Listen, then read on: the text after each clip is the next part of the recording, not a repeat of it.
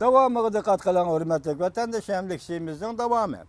Amerika Qo'shma Shtatlari, Koreya, Yaponiya bir taraf, harbiy taraf hujum qilib, Chavshanning raketalarini urib tushirib, Kim Jong-un Chavshan hokimiyatini mudofiaga o'tishga majbur qildi.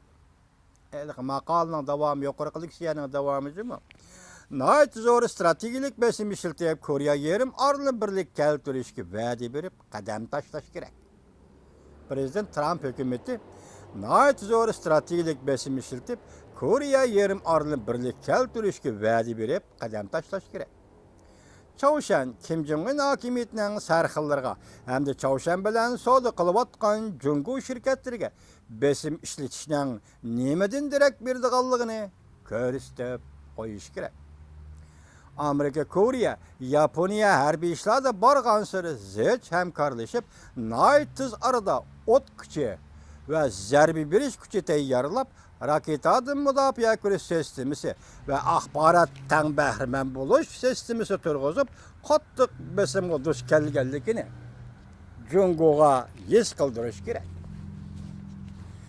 Yuqorqi xilma-xil omillar Koreya yerim arlı birlik keltirish tirishchanligimizga sabab bo'la oladi.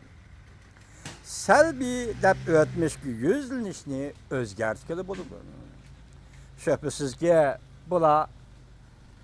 Shubhasizki bular strategik va taktikalik xatarga to'liq yo'ldir. Amerikaning xatari jumladan